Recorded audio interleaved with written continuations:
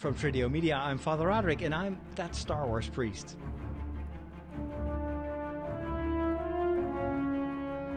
Hi, and welcome to a new episode of That Star Wars Priest, and that would be me. And welcome, more specifically, if you are a new listener to this show.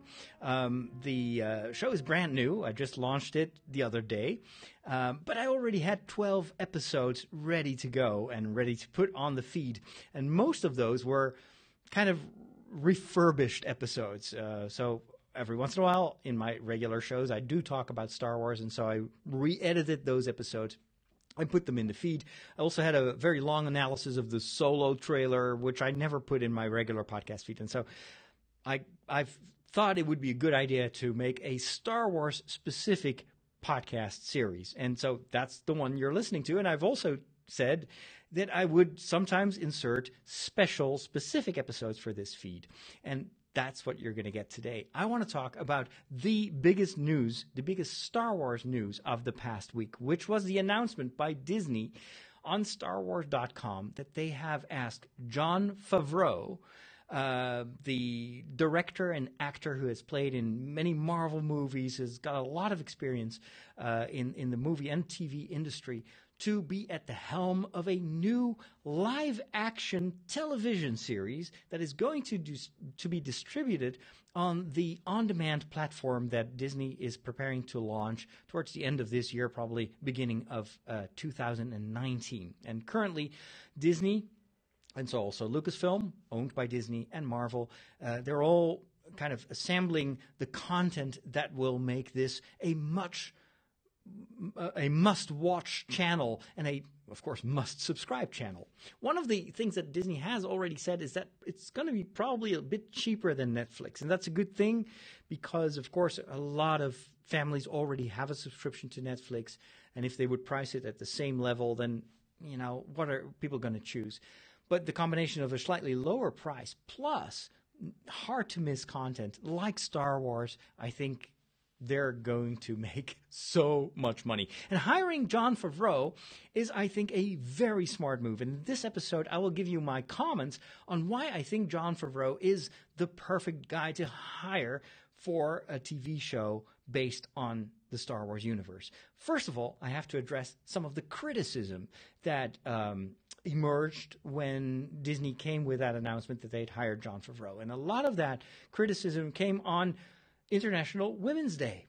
And it was aimed at not Jon Favreau as a person, but it was aimed at the fact that it was yet another white male that was hired to have such an important role in the Star Wars universe. Why not hire a female director or a female writer? Why not hire someone who is not from, let's say, European or American descent? Why not some more diversity on those higher echelons of your organization, Disney? And you know what? I agree with that assessment. I think it is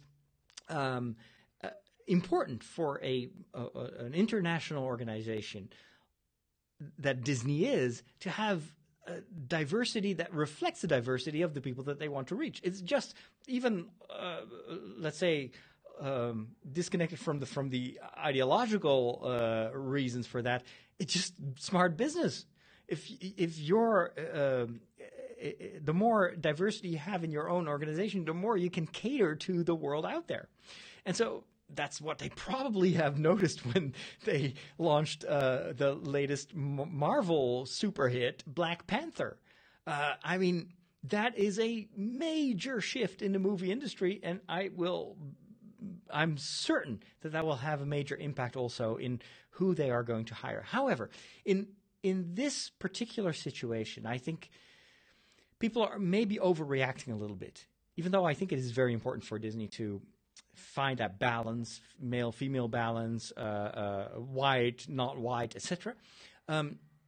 The position that they needed to fill requires just such an incredible combination of different talents. And also, the persons have to be available that I think for them, this was the best move that they could make right now. It doesn't mean that in the future they won't hire other people. In this case, Jon Favreau is exactly the person that they needed to hire. And I tell you why. First of all, Jon Favreau, and this is very important for Disney, has a long-standing relationship with Disney, and it's a good relationship. We've seen some of the directors of the big movies, even Star Wars movies, being fired because they were hard to work with, or they were too opinionated. They didn't match the Disney approach, and so Disney has been quite forceful in their acting on if they feel that there is not a good working relationship, or these directors or writers go in a different direction from the overall mission of Disney, what they want to accomplish, they fire them and they hire someone else. Well, Jon Favreau is a sure bet because he's been with Disney for so long. He was, of course, the director of Iron Man. The first Iron Man movie was a massive hit. Iron Man 2. He did Jungle Book for Disney, another super hit, featuring a lot of CGI characters. Comes in very handy if you're working in the Star Wars universe, of course.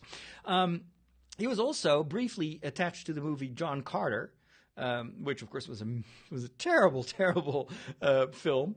But he didn't even get to direct it. There was so much trouble. But the fact that they went to Jon Favreau to try to salvage this movie is a sign, I think, of the trust they had in him. And he is a very nice guy. I've seen him both act. I've heard a lot of his director's commentaries. I've seen behind-the-scenes stuff, interviews that he did. There was this other not-so-good movie, Cowboys and Aliens. And there, on the Blu-ray, there is an extras video, or a series of videos, in which Jon Favreau has a conversation with the main actors in the movie. And it's such a great talk, and you really get a sense of this guy is amazing to work with. He's super kind. He's got lots of humor. He's very creative. Well, and sometimes a movie fails. Well, that happens to every director. But I can totally see that just on the personal level of character experience, Jon Favreau is a really good choice for Disney. He's also involved in some upcoming movies that Disney is involved with, most notably the live-action version of The Lion King. So that's going to be kind of in the vein of Jungle Book. Entrusting such a crown jewel of the Disney stable or the Disney catalog to Jon Favreau, I mean, what a sign of confidence in what he can pull off. And he's shown with Jungle Book that he can make it work. The relationship on the level of Star Wars is also long-standing, and a lot of people missed that because, well, now it's in the news that he will be involved in Star Wars, but already in 2012, he was one of the last man standing when it came to the director duty for The Force Awakens. He was on the short list of Disney.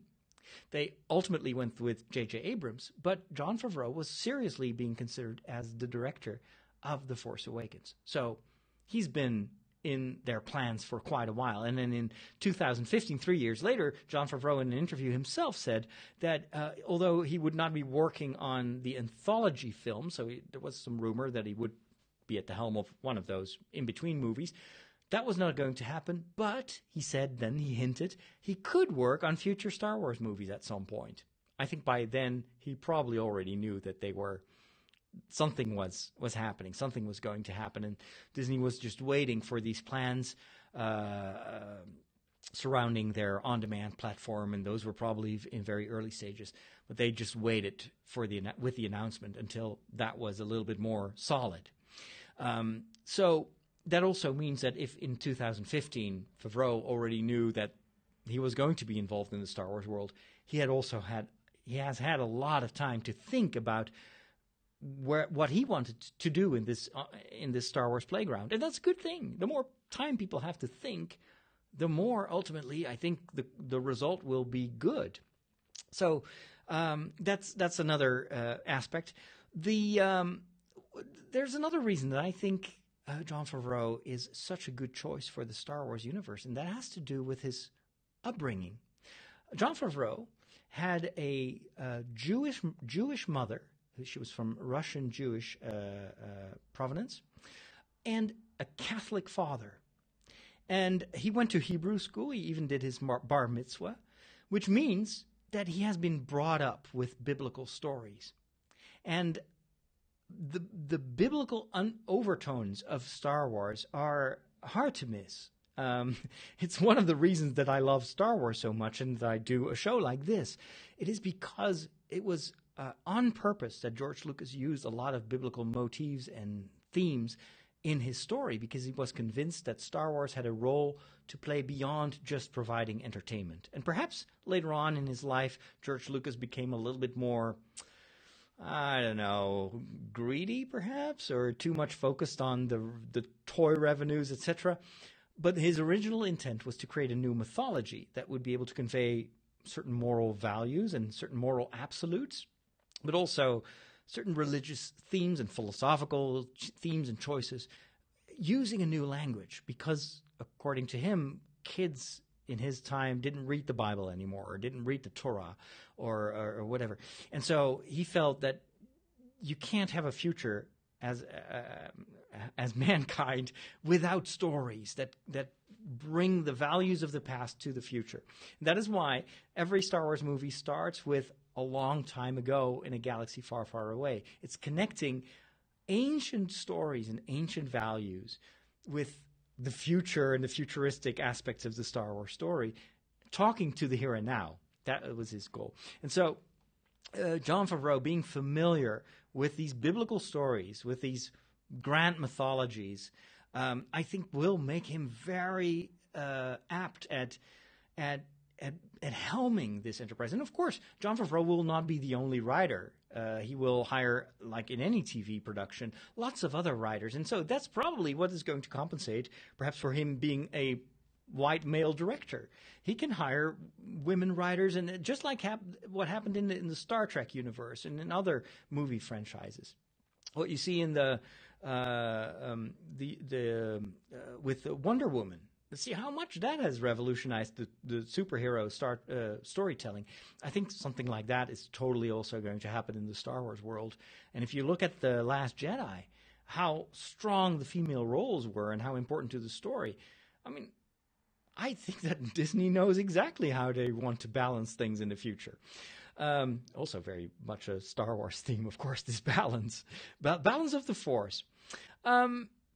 So I think that biblical background will help him tremendously to also protect kind of what makes Star Wars, which are these Bible-like stories and biblical motives and biblical structure also in the storytelling. What makes him also, I think, a very good choice for a Star Wars television series is his sense of humor. He's a very funny guy. He always makes me laugh. If you've seen the movie Chef, and by the way, I read that he's going to do a sequel to Chef. It's going to be based on Indian cuisine. He wrote and directed and played in that movie, and it's so funny. His bit in Spider-Man was hilarious. And Star Wars needs humor. Star Wars has always been a balance between action and character-based development of the story and humor. Without humor, you don't have Star Wars. Even in The Last Jedi, even though there were some pretty grim and depressing aspects of the story, but there was also a lot of humor. I mean, Porgs and Chewie, to name but one example. So, and I definitely think he brings that to the table. Plus, he's got experience on both sides of the business. He has ample experience as an actor, also experience as a writer and director. And so, of course, and he's very much an actor's director. Very different from George Lucas, by the way, who didn't really jive well with actors. But Jon Favreau really is a pleasure to work with. And you hear that from everyone in every interview. And it's not just because they have to say that, because they're contractually obliged to be kind to the director. He truly is a nice guy.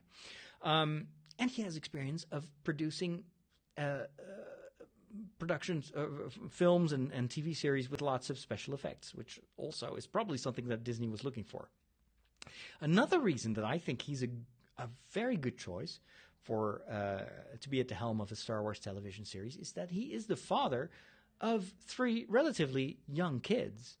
When he was asked to play a voice role in the Clone Wars animated series, his oldest boy was I think, around 10 or 12 years old. And so he knows how children today look at Star Wars and what they like. And he's got 2 younger daughters. And so he's close to this younger generation that, of course, is the prime target audience of Disney's new on-demand channel. And so Star Wars, for me, has always been a family story. And even though you have movies like Rogue One, definitely a little bit more geared towards a slightly older audience, when I look at my nephews and what they love about Star Wars, it is because it is very much geared towards family. You can watch this with your father, mother, and brother and sister. And I think that is definitely what Disney is aiming for. They want this to be family friendly.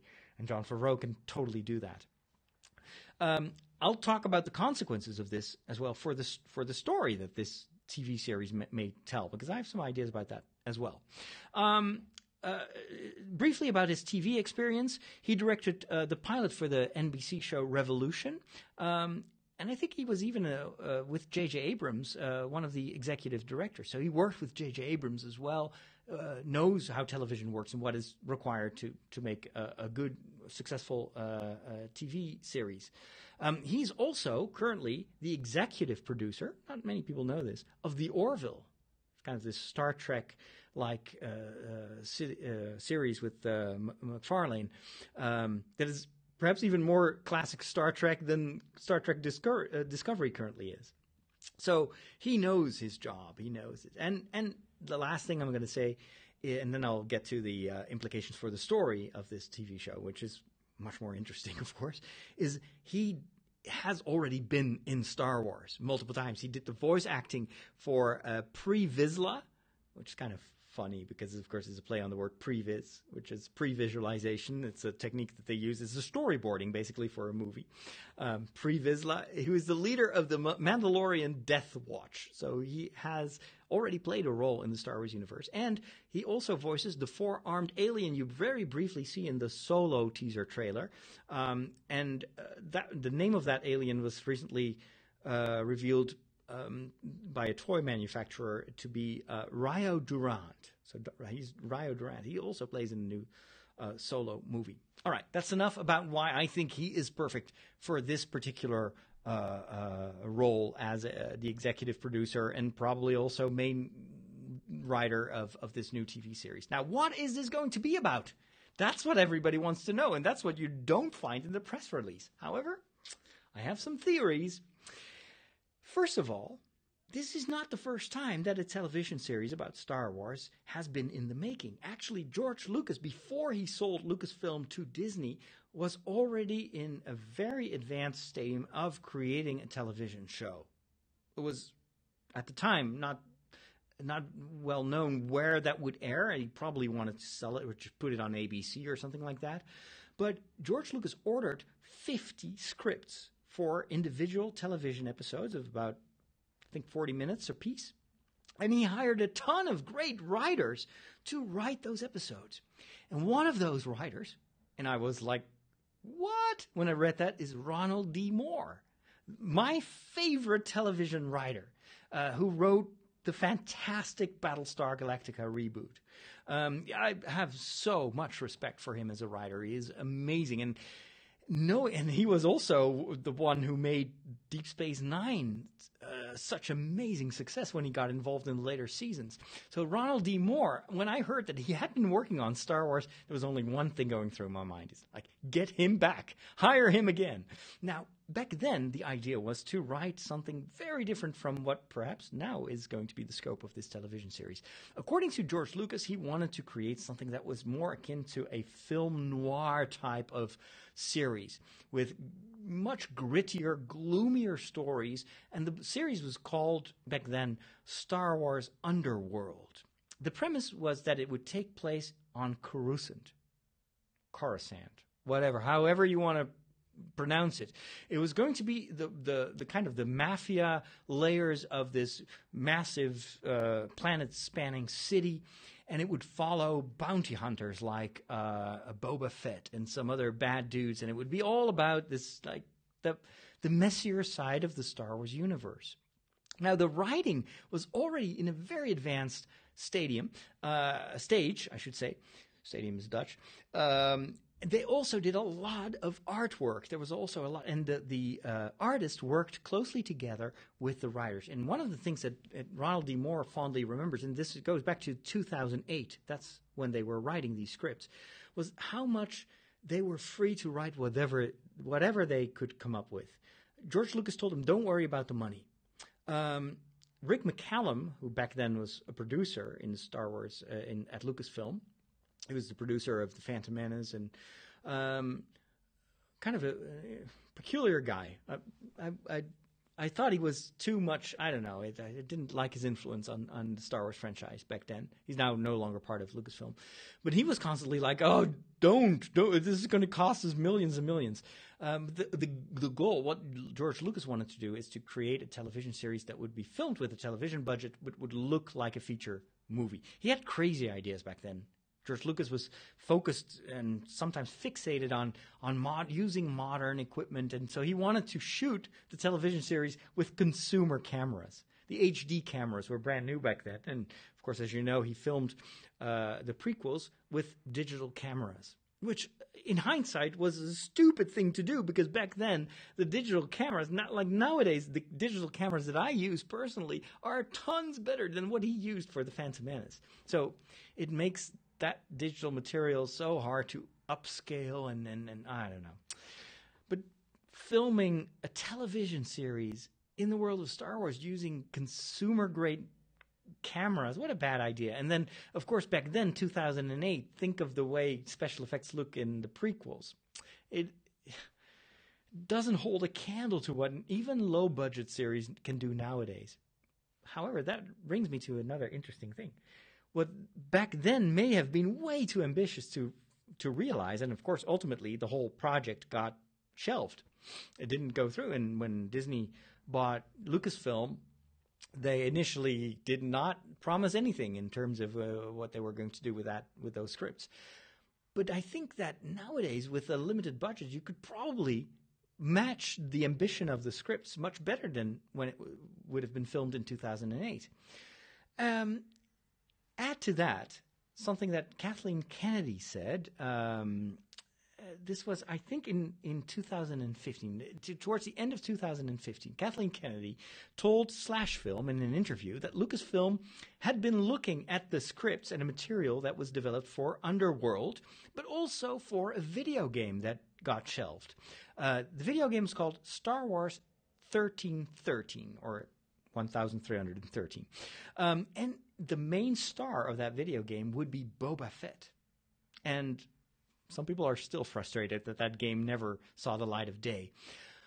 But they were looking at that and seeing, and at the time she hinted that some of the stuff, the material that had been developed, may still be used at a later stage. So, could this mean that this new TV series is going to be called Star Wars Underworld and will take place on Coruscant? Personally, I hope they don't. And I have some reasons to think that that won't be the case. First of all, the world has changed. And for a while, that gritty, grim film noir style was all the rage, even in video games, but also in movies. I mean, I've complained many times about how much directors love to drain away all color and all optimism from the movies. And I predicted back then, a couple of years ago, that there will be a return of happy films that give you a positive feeling and give you hope. And Star Wars is all about that positive, feel-good feeling. And, that is why I knew that the Marvel movies are an example of that. The Marvel movies, especially if you contrasted it with DC Universe, the Marvel movies are always optimistic. They have humor, they're cheerful, they make you smile. The DC movies, it's so depressing. And now even Superman is on Prozac. What is the world coming to? So I definitely don't want a Prozac-inducing Star Wars TV series. So I think the times have changed. And this is now no longer something I think that Disney is going to pursue. However, there may be an element that they will use. But I'll get to that in a second. The second reason that I don't think they will go for a gritty underworld mafia type storyline is that they are aiming this new streaming channel to families. So you want to have family-friendly Star Wars content. You want the kids to beg their parents, please subscribe to the Disney Channel.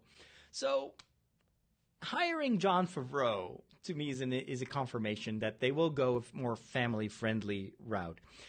But there is one thing that they may actually use. I think that the time frame of this new television series is going to be exactly the same time frame that was used for the development of Star Wars Underworld. And I have a couple of reasons for that. First of all, think of what we already know about future Star Wars productions.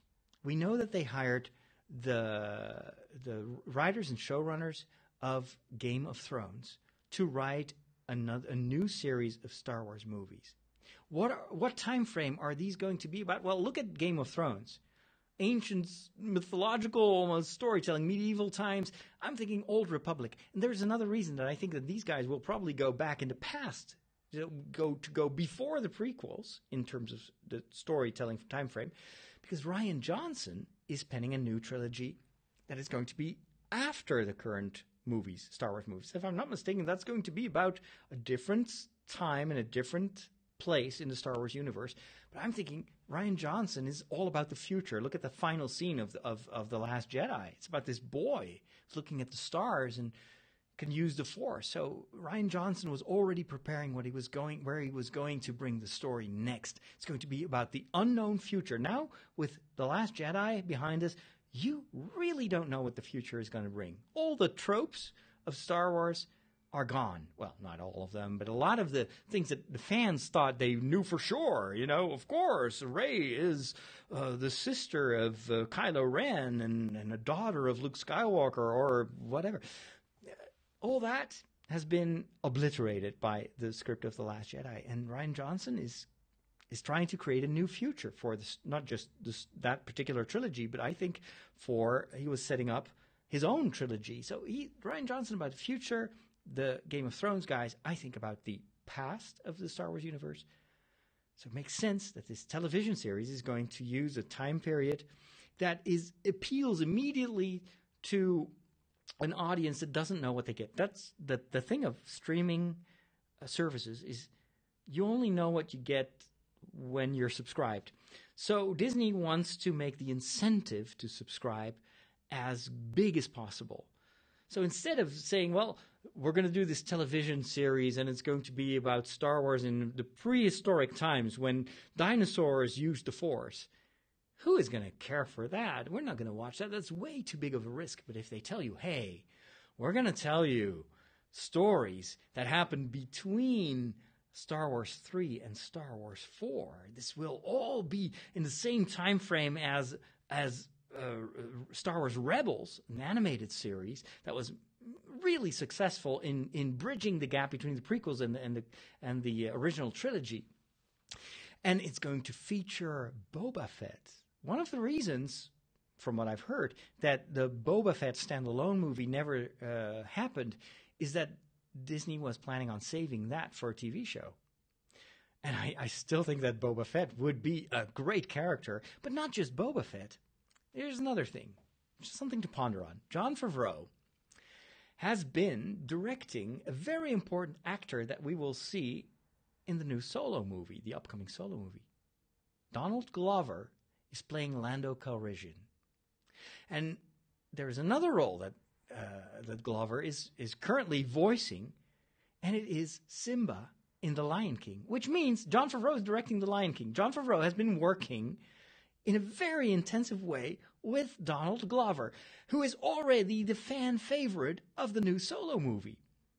So I'm thinking, would I like to see a television series in which I can see Donald Glover playing Lando, a younger Lando, and we get to see that story, what happens after the Solo movie and before The Empire Strikes Back? Man, that would be such an instant hit. Who doesn't want to see more Lando? So it's just a hunch that I have, but I'm thinking Jon Favreau, he may have brought up that, I'd like to work a little bit more with Glover. Look how popular this guy is. The movie hasn't even been in theaters yet. Let's bring in Lando. And that would follow a strategy that many TV series have used before, very successfully, crossovers. You don't need to have every episode featuring Donald Glover. That would be very expensive because he's a popular actor. But you could bring him in for the season's finale. You could have some of these well-known characters like Darth Vader popping. Of course you want Darth Vader in the TV show. We've seen Darth Vader in how successful his appearance was in the brief minutes that we saw him in Rogue One. We've seen him in Rebels. But why not bring him back? I mean, you have Darth Vader, you have an instant audience that will love that. So if they would pick the same time frame between Star Wars 3 and Star Wars 4, they would have familiar territory, which would have a massive appeal to the existing Star Wars audience, both young and old. And it may also explain why the Game of Thrones people were hired. Because when they hired the Game of Thrones showrunners to write a new series of movies, they were hired not for a TV show like Game of Thrones, but for movies. My initial reaction was, Rian Johnson's already writing the next trilogy, so they need in-between movies. These are going to be written by the Game of Thrones writers. If those stories are going to be about the ancient past of the Star Wars universe, then all of a sudden you free up all those characters that you wanted to put in the standalone movies. Yoda, it's just even the minor characters, and you could put them in the TV series. And everyone wants to watch that because you want to fill in the gaps. There are so many plot holes that you could integrate in this television series, and you could give depth to both the prequels and the sequels. There are so many opportunities there, and I think it would totally fit. So what I'm thinking, here's what I think that they will do. I think they will take part of the story of Star Wars Underworld. I mean, it would be a shame to throw away all that development that was done artistically. I mean, they've poured hundreds of thousands of dollars into that. You've got great writing talents there, Ronald D. Moore, and there's some other writers. They could salvage part of that story, but make it bigger. Think bigger than what George Lucas was thinking at the time. Who wants to see a depressing film noir type of TV show? But what if you would take that and integrate it into a bigger story? And just go to different planets. It has to feel like Star Wars. And nowadays, you can do that. One of the reasons that George Lucas wanted to go and stay on Coruscant was that it would be much easier to build. You only have to make Coruscant-style sets. And another thing that we know from Ronald D. Moore, in one of his interviews, he said, it's just, or was it George Lucas who said that? It's going to be like Star Wars 4. So it's going to be funny, there's going to be humor in it, but it's going to be much more talking. So it's going to be more like a sitcom. I think it's probably because sitcoms are cheaper to make, but nowadays you don't have to do that. Look at Battlestar Galactica. That looks like a movie, and it's way beyond a sitcom. And we're already, 10 years past Battlestar Galactica, the reboot. So they can truly make this happen and give it the scope of Star Wars without having to go to, look at what Star Trek Discovery is doing. I think of that type of look. I'm pretty sure that Disney is now pitching. That's the kind of storytelling. That's also the type of quality that we need to match. If Star Trek can do it, then we need to do it, because this is Star Wars. And Star Wars and Star Trek is like apples and pears and whatever. I'm not going to meddle with that. It's too dangerous. Balance there should be.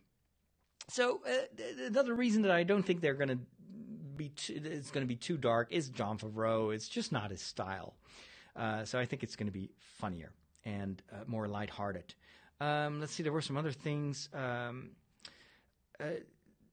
There is a possibility, of course, that time frame is already occupied by the sequel to the Star Wars Rebels series. I'm pretty sure that there's going to be a sequel to that. However, it could also be that the sequel is going to be this live-action movie, that will just move on from animated movie to live action TV. Why not? It's all canon. But there could also be another animated series. I don't know. We'll have to wait and see what Disney is going to announce next. Another option would be the time frame, and this is less likely, I think, because the animated series could go there too, is to fill in the gap between Episode 6, Return of the Jedi, and Episode 7, The Force Awakens. That is also a big time frame. The time that Luke Skywalker went missing. There are so many stories that you want to tell there. I mean, the origins of Kylo Ren. Think of the what we are learning now with the soon-to-be-released Blu-ray edition of The Last Jedi. What Rian Johnson has said and Andy Serkis has said about the backstory of Snoke. They said they deliberately kept Snoke a mystery because Disney was already thinking about perhaps telling that story some other time, a standalone movie or TV show. So that's another option. They could go to between that would give them years and years of potential storytelling that is currently only occupied by a couple of novels that really play it safe. I'm thinking perhaps that would be something they could do with an animated series. I'm just thinking it's too much of a gamble. I think bringing back Lando, bringing back Boba Fett, Yoda, Darth Vader, that's a safe bet. That's what I would do if I were helming Disney, which is probably a good thing that I'm not because I'm a white male and I'm a priest. But anyway, if they ever ask my advice, I would say just go to that time frame of Star Wars Rebels a little bit later, perhaps. I think, bigger story. I think that's it. That's what I want. Oh, one final thing. They not only could they bring back Donald Glover. Glover is Glover. Cloverfield. They could bring the Donald, not the Donald, but Donald as Lando. But they could also bring back Alden Ehrenreich, plays Solo. Why not? You have now a new actor. I don't think they will ever dare to bring back Leia, played by a younger actress. I think there's something sacred about Carrie Fisher. But they've already replaced Harrison Ford and they've replaced Lando. So why not? You would have already built up the reputation and the kind of the status of these two new actors. Why not bring them in on the TV screen as well? If only for 2 or 3 episodes a season. That would be enough, I think, to draw in a massive crowd. Let me know what you think. I'd love to hear your theories about this. If there's anything that I overlooked, what is the time period that you think this story will take place in? What do you wish? What is your wish list for this TV series? And would you subscribe to this Disney On Demand channel? Let me know in the comments. Make sure to subscribe to the YouTube channel, to the podcast. And if you like what I do and you want to support me in the work that I do, then here's a tip. You can join the listeners and the viewers that are patrons of mine over at patreon.com/Father Roderick. The work that I do is not paid for by the Pope, so I depend on your donations to continue this work. And if you like what you see, you want to give a little hand, if that's within your means, of course, then go to patreon.com/Father Roderick. Hey, I'm signing off for today. May the Force be with you, and I'll talk to you soon. Take care.